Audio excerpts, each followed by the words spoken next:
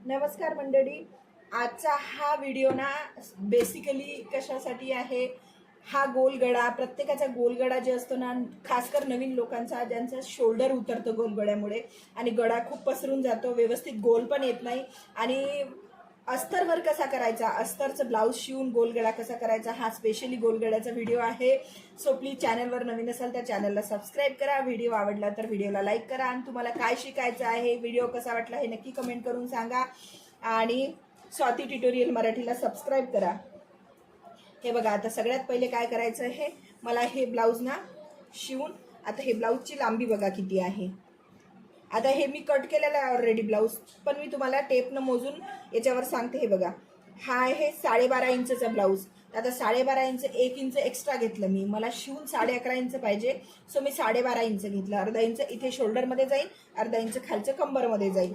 So आता हे बघा, याचे शोल्डर किती घेतलं मी, शोल्डर घेतला आहे 5.25. 5.25 म्हणजे ही जी छोटी रेस असते ना 5च्या बाजूची, याला म्हणतात 5.25. तर आता गळा किती घ्यायचा बघा,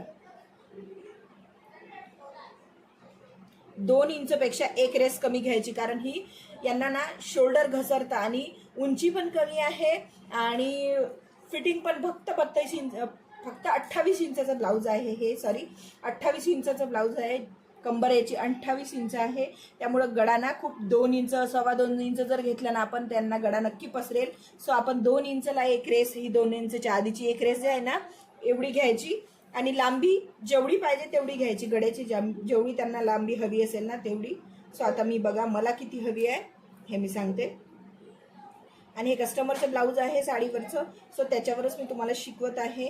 आता हे भाग कधीही गळा मोजायच्या आधी जे ब्लाऊजचं बॅक असतं ना ते मोजून घ्यायचं. आता मी ब्लाऊजवर सांगते तुम्हाला कसं मोजायचं. हे बघा, हे आहे मापाचं ब्लाऊज.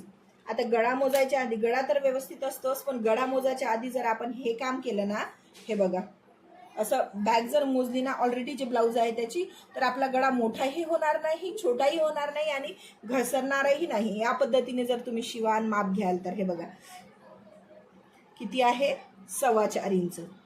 4.25 इंच आहे ना, तर आपण घेऊया 4.5 इंच. हे बघा, परफेक्ट 4.5 इंच घ्यायचं आहे, 4.5 इंच. आणि खाली घ्यायचं आहे 2.25 इंच, जिथं आपल्याला गोल आकार द्यायचा आहे. आणि हा आता या 2वर टेप ठेवायचा आणि इथं 3वर टेप ठेवायचा. तर पूर्ण गळाची लेंथ किती येत आहे, 8 इंच. हे बघा, अशी 8 इंच अशी रेस लावून घ्यायची. हे बघा, आता ही आली आहे आपली, ही झाली तिरपी रेस. दिसतंय ना व्यवस्थित. हे बघा, ही झाली तिरपी रेस.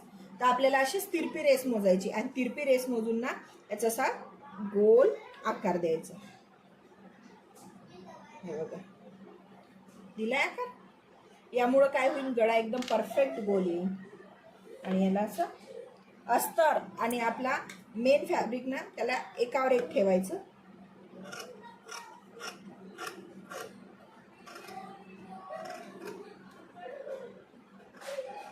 आणि हा पायपिंगचा गळा शिवत आहे मी.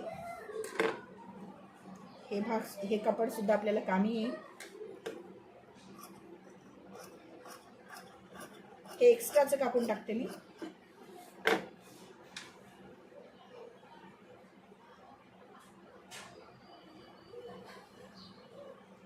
ओपन करून घ्यायचा हा.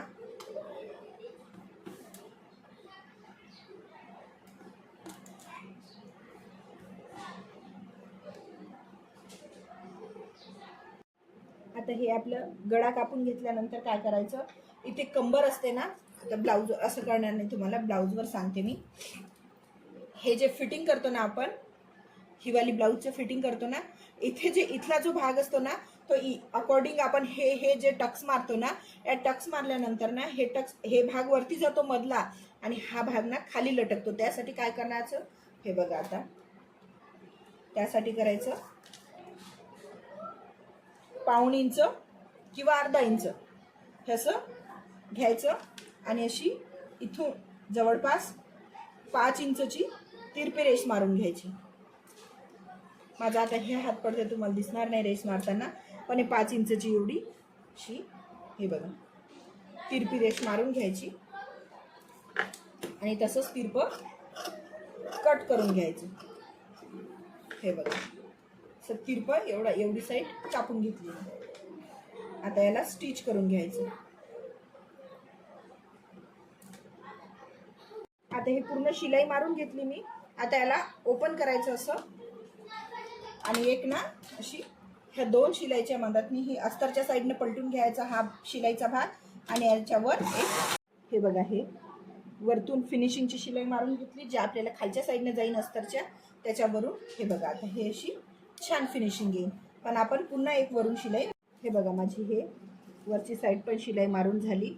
आता काय करायचं, हा अस्तरची साईड वर काढायची, आणि आता हे बघा मी गड्याला शिलाई मारून घेतली. परफेक्ट गोल गळा आलाय. हे बघा, शिलाई मारून घेतली. आता काय करायचं, या साईडनं करायचं आणि हे पूर्ण शिलाई मारून घ्यायची याला. हे बघा, हे आपली हे इथं कमरेचा साईडचा आकार दिला होता ना आपण ते, आणि ही शिलाई मारली. हे बघा, एकदम परफेक्ट, एकदम स्ट्रेट आलंय. हे जर आपण कट केलं नसतं ना तर इथे खूप झोल पडला असता आणि ही अशी खाली वाकली असती कंबर. हे बघा, उरलेला धागा कट करून घेते मी. आणि गळा बघा, इथे फक्त आपण 2 इंच घेतलं, तर 2 इंचलाही एक रेस कमी घेतली होती आणि इथे 2.25 इंच घेतलं होतं. बघा गळा कसा एकदम परफेक्ट आलाय गोल. आता हा गळा एकदम परफेक्ट होऊन जाईल, मोठा पण नाही लहान पण नाही. तर आता हे पूर्ण ब्लाऊज गळा याला पायपिंग कशी करते हे असं मी दाखवते तुम्हाला.